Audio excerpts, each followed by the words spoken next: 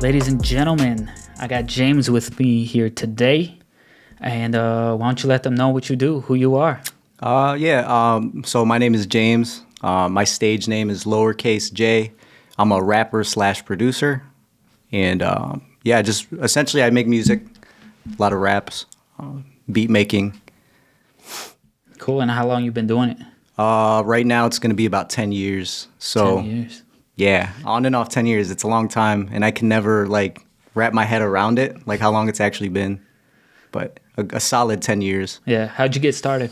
So in high school, I was mostly just breakdancing with my friends. I had a little crew. We'd go to battles. But when you're going to these battles, that's all they play. They play rap music or hip hop. So just being surrounded by it all the time, that's how I slid in and made that transition. We would always be freestyling to battles and stuff, so that it kind of came naturally. Yeah, really. So you kind of told us how you got into the rapping from your dancing, right? Mm-hmm. Now, who influenced you more to go that way? Did you listen to Kanye? Did you listen more of Logic? And you're like, oh shit, I kind of, I feel this, right? And then also what artists? Yeah, for me, influenced you. At the time, it was Wu-Tang Clan a lot. Oh, yeah. That's my shit. They would just play that at battles all the time. Mm-hmm. And it was kind of cool seeing, they had the whole, Eastern influence. They would sample Kung Fu flicks and, have stuff like that. So it was them. And then a lot of people Jay Dilla from a producer's standpoint, Madlib from a producer's standpoint, MF Doom, rest in peace. He was a huge influence too. So that's kind of where I get a little bit of all my sounds from. Yeah.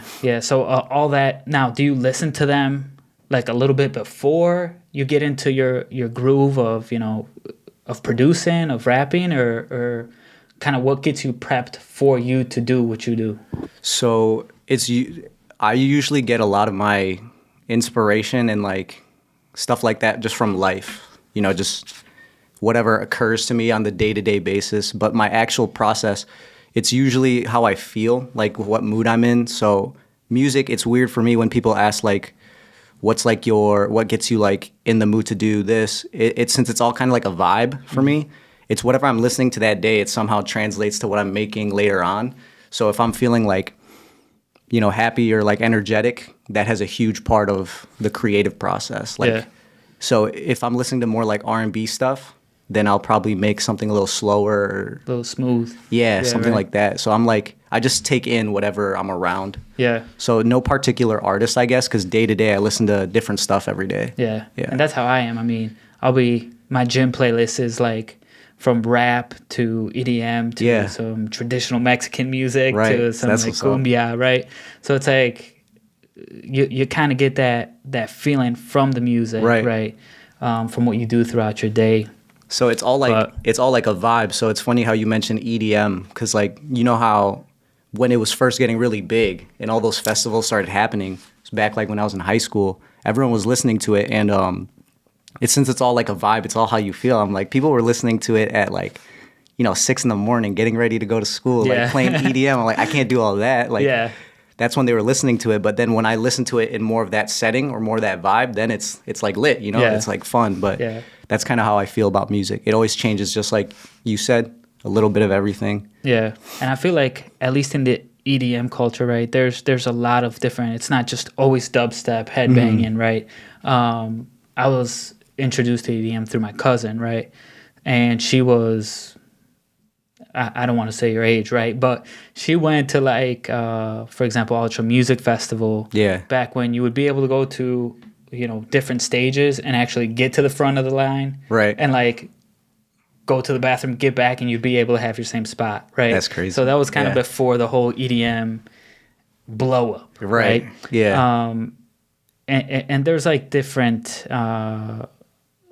tempos to all that stuff, right? So for sure. Who would you most likely want to collaborate with?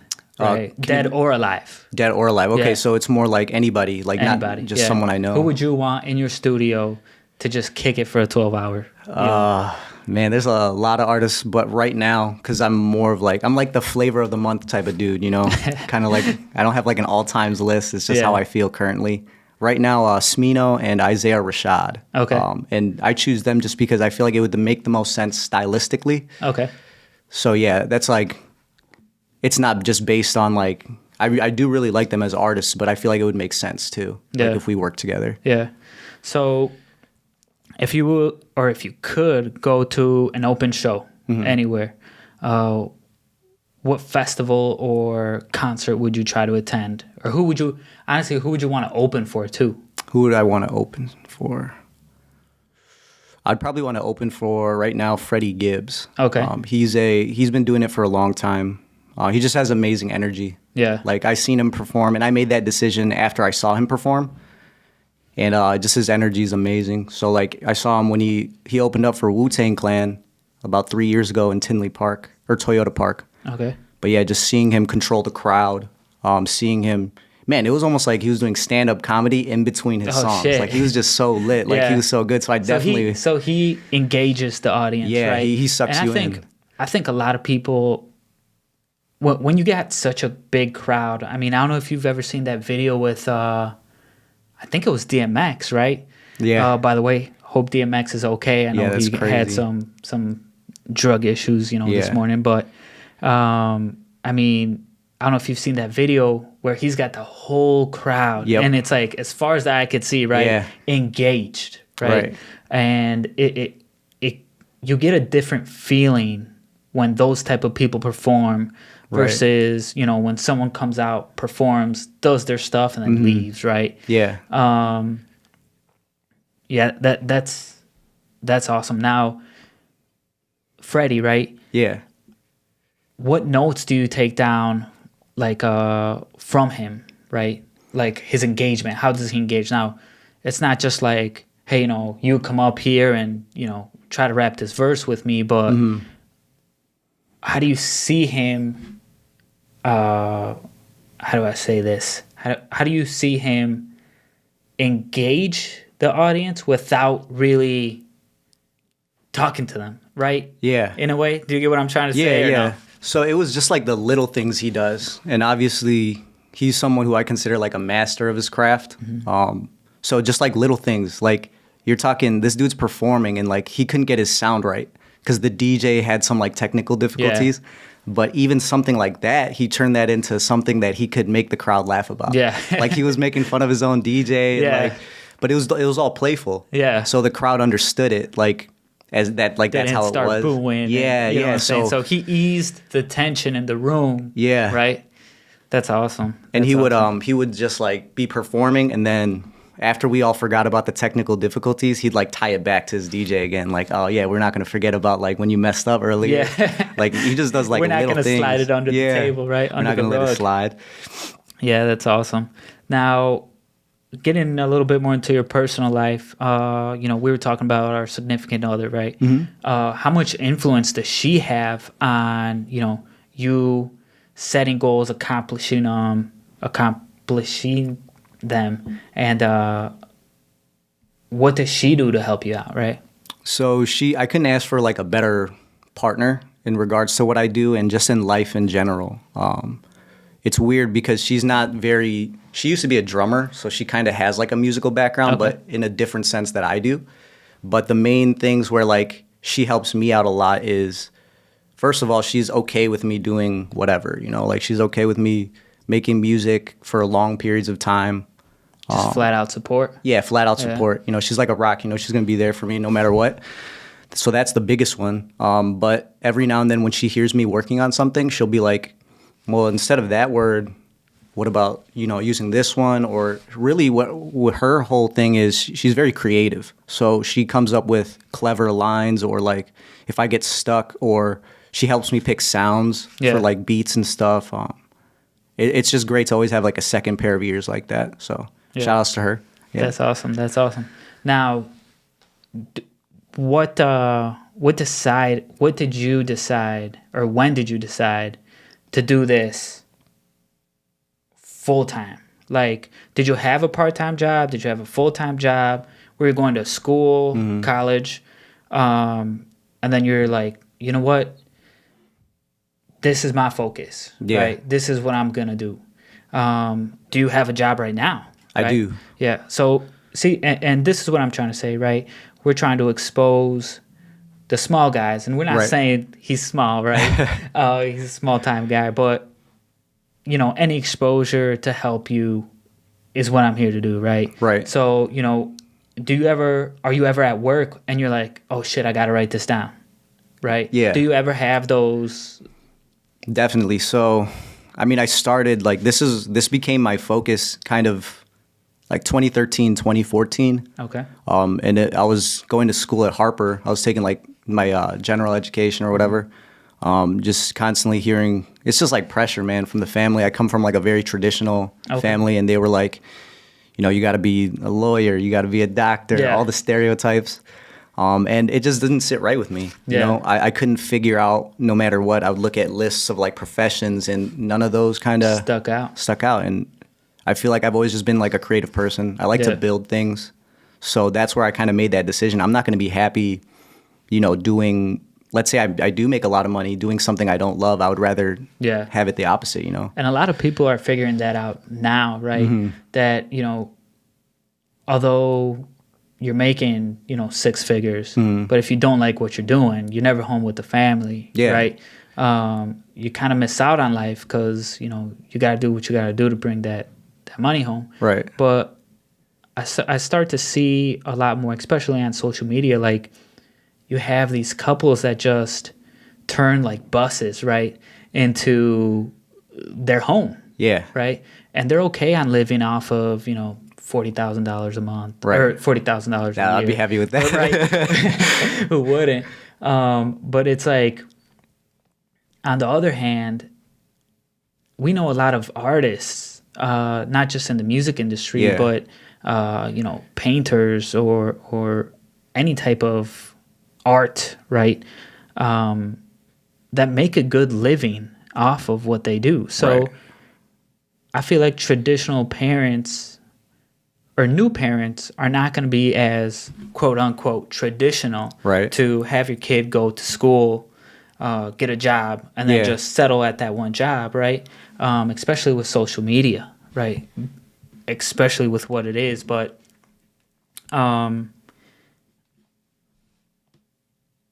how would you,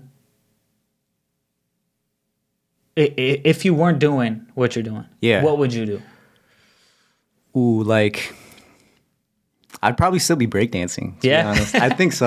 Like, I think that's what I would be doing. I mean, I have a kind of like back to that last question, because I kind of didn't answer the second part, but right now I sell cell phones with Verizon. So I'd probably be working like doing like that still, and then breakdancing and stuff like that. But I think that's what I really wanted to do initially, was just go full, like, you know, be on Red Bull, BC1 for like breakdancing and stuff like that, or be sponsored by like Monster and stuff. Yeah. That's honestly probably what I do. Or like pick up something weird, like skateboarding or something. I don't know. So something outside of the basic 9 to 5. I think that's just how I am. Yeah. Like, no matter what I choose, it's not going to be like 9 to 5 job. Desk job, cubicle job, none of that. Awesome. You sing in the shower? Of course I do. Yeah. That's the only place I do sing. Yeah. Because I can't. Where you feel free, huh? I just can't sing. I've tried to make songs where I'm singing. It's just, it's not it. It just doesn't work out. You're not a Drake, huh? No. You're not a singer. Not by any means. Awesome. What would you, have you performed yet? I have not. No? So, are you nervous? To perform, no. So it's kind of with the whole breakdancing thing. I used to be really shy and like kind of like awkward and stuff, but I just tied it all back to like, if I could dance in front of these people and like, because you mess up all the time when you breakdance. Yeah. If I can do that in front of people, then like I can do anything in front of people. Yeah. So it's more or less just like, I didn't really start rapping again up until like 2019, 2020. So a lot of it was just like lack of material. But I was supposed to start performing or looking into performing 2020, but obviously because of COVID and stuff like that, it didn't work out. But definitely in the future. Now, would you do a little breakdancing at your performances? Show off a little? Damn, or are you too rusty? I'm probably too rusty. Yeah. I'll probably hurt myself. Not as flexible No. as you were before, huh? So we talked about where you would want to perform and stuff. How do you feel about the internet being used in the music industry? It's good and bad. Okay. So I'm gonna lean more towards good, just because you hear stories of like rappers or artists that like what they had to do back in the day Yeah. to get like a record deal. They're Yeah. calling like labels 24/7. They're waiting outside of like celebrities' hotel rooms Just to spit a verse, just right? to spit like a 30-second. Take my CD, Yeah, right? and to me that's raw. I like that. Yeah. And the internet kind of gives you a way to do that without actually doing it, I Yeah. guess. But I guess the bad side is it tends to set trends.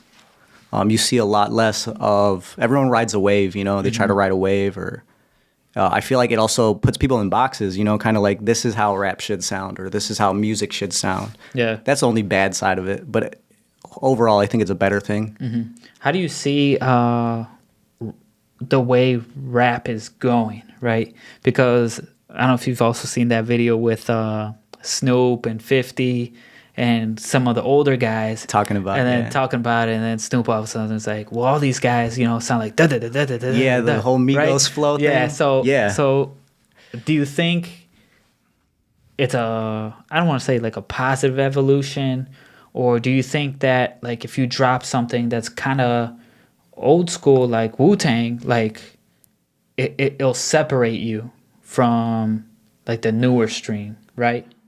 Yeah, so I get what you're saying. I think, well, let me think about this. I think the direction of hip hop right now is, I think it's fine, which is weird. A lot of people know I listen to a lot more like 90s, like golden age stuff, but I really listen to kind of every genre, every era of rap.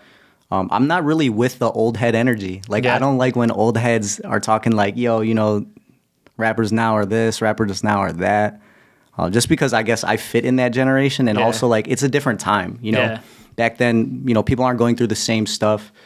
A lot of stuff from the 90s is about like, you know, getting off the streets, stuff like that. But now you got rappers that got like degrees in architecture Yeah. and like, you know, they graduated college with like degrees and they're still making banging music. It's just a little different, but I think it's a lot more fun now. You know, there's a lot more like partying and like vibing type of stuff. A lot of more positive energy, I guess, in music nowadays. I don't knock anyone's style. I don't really knock like mumble rappers or anything like that. I think it's cool, like, because it's all just different. It's different, yeah. Yeah. It's like just our generation. We kind of shaped it. And the biggest thing for me, I guess, my biggest thing is, if people want less mumble rap, if people want like some old school stuff, you can find it. Yeah. There are artists now, like people who I mentioned, like Freddy Gibbs or like anyone from Griselda, Conway the Machine, West Side Gun, Benny the Butcher, like those are guys who still stick true to like 90s, like grimy The street original rap. stuff, Yeah. yeah. So that stuff's all out there. So yeah, that's kind of how I feel about it. Yeah.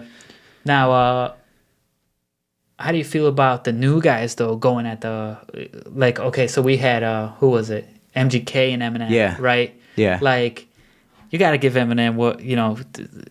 He was a white guy in Yep. you know in the rap that wasn't you know Yeah. heard of, and he Yeah. broke that mash, right? Right. So without him breaking that mash, in my opinion, I don't think MGK would be MGK, Right. right, without that, you know, mash. And I'm not saying anyone else wouldn't have made that impact. Yeah. But like, what do you think about the new guys? You know, Calling out like the older dudes. yeah, calling out the other Like dudes. the old heads. Yeah.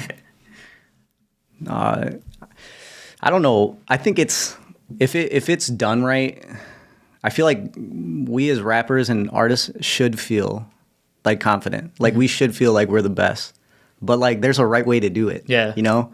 I feel like that was an example of the wrong way to do Yeah. it. Like, first of all, he got bodied. Like Yeah. Eminem kind of destroyed him. So I think it's cool to like be able to speak your mind and have your own, but it has to be within good reason. Yeah. Like sometimes like Kodak Black, he's hilarious. Yeah. But like he's notoriously known for, talking smack about like older or people who came before him, like Lil Wayne and like stuff like that. And like his reason is he's just too old. Like that's an example of a bad reason to speak back. If it's justifiable, then I think it's okay. I think everyone should kind of use their voice and use their platform however they see fit. So yeah. Now you see a lot of these rappers that have a huge following. Jay-Z, Drake. They tweet or post one thing, and a million people see it. Right? Yeah.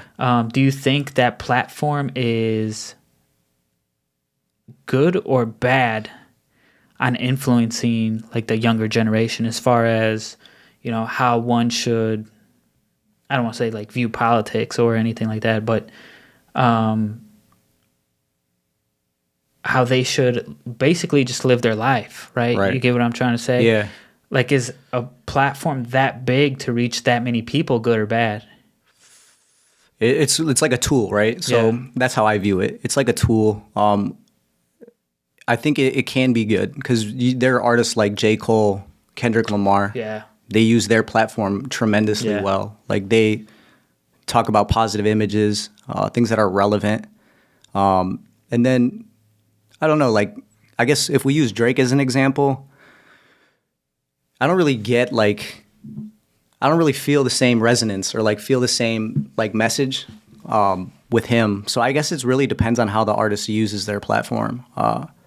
But there's a lot of like good and bad with a lot of my answers. Mm-hmm. So I guess like majority though is, I say it's like kind of like nonsense. Yeah. Kind of like bad. Yeah. Like, because we could only think of 2 names off the top of our head right now of artists that do set good examples, whereas we could probably think of way more that don't. Yeah. So I guess that's my answer. Yeah.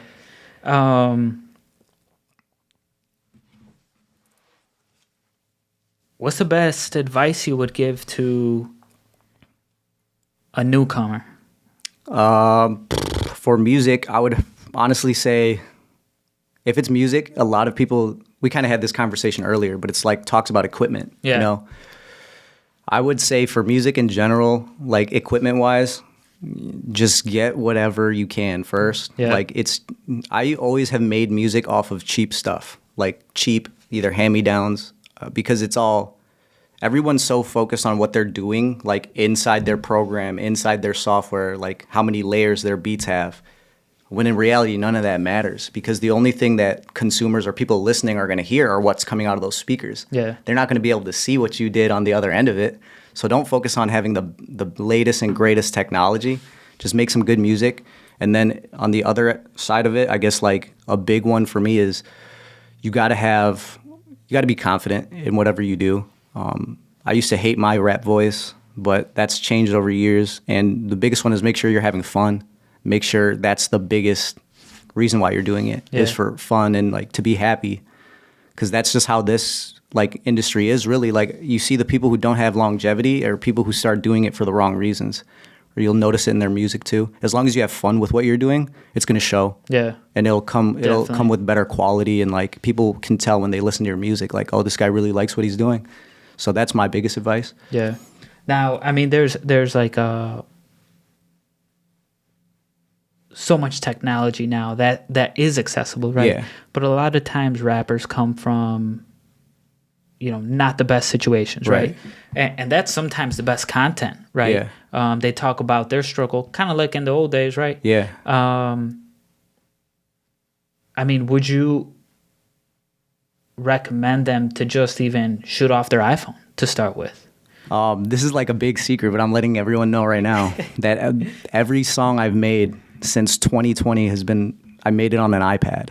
Okay. I made it through GarageBand. Yeah. Like I'm talking the beat, like the recording process and everything. So I say, yeah, go for it, man. You can use the headphones that come with like your iPhone even. It's all about how you mix it, like mix the vocals to an extent. Like obviously just rapping in your phone might be like terrible, but just to get things started, you know, you no matter what situation you're in or no matter what your circumstances are, if you like something enough, there's going to be ways for you to find out how to stay productive. Even if you don't have, let's say, this or like that, you'll find ways if you love something enough to stay productive and keep pushing work out. Yeah.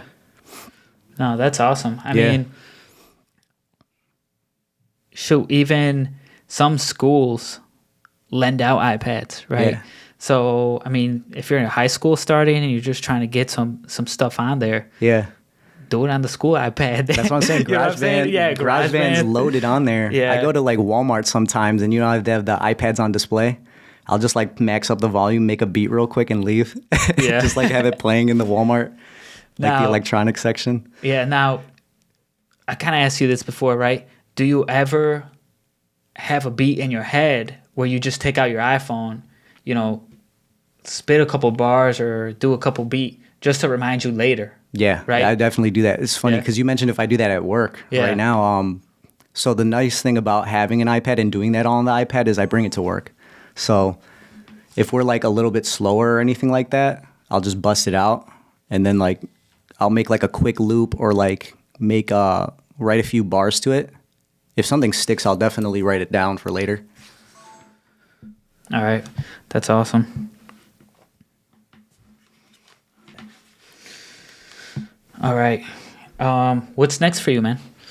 So biggest thing definitely would be I have an album coming out, and it's a full-fledged album. I had an EP come out in early 2020, but this one is going to be different. It's a lot about, it's going to be called Where You At. So that's the album title name, and essentially it's just exactly what the title is. It's a lot of people who are close to me, they're like, you know, where have you been? Like, you're like a hermit, bro. Like, we can't get a hold of you. Like, where you at? Like, that's why it's called Where You At, because each song, hopefully when you listen from point A to point B, you'll get a good understanding of where I am physically, like mentally, stuff like that.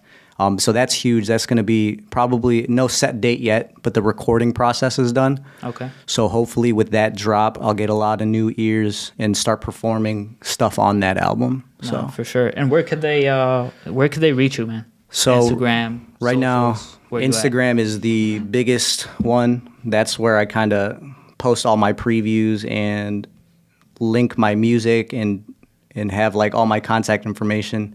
But my Instagram tag is Lowercase Jay. It's LOWERCASEJAYY. It's kind of a mouthful, but that's the best spot to reach me for collabs or any inquiries about music or beats, stuff like that. Awesome. Make sure you reach out to him for anything, man. All right. Well, thanks for stopping by, man. Yeah. Nice talking to you. Likewise. And hopefully, you know, you get your things going. Yeah, I want to thank you for the opportunity, too. I think this is an amazing thing that you've got going on. Just the ability to give, you know, smaller businesses like the opportunity to kind of show what they're about. Because, you know, there are like bigger companies that do similar things, but this is just cool how you're giving like the underdogs like a little platform. So I think that's super dope. Thank you for that. It's just trying to help the little guy, right? Yeah. I was kind of I don't want to say I'm tired, right? But there's just so much, you know, talk shows on TV, podcasts, YouTube videos where, you know, there's another celebrity talking to another celebrity, right? And it's like I told you earlier, I'd love to have The Rock here, right? But, you know, we already know his story. You know, we don't know all of it, but he doesn't need that extra help to get his name out there, right? But for sure, reach out to him, listen to his music. Thanks. Yeah, thank you.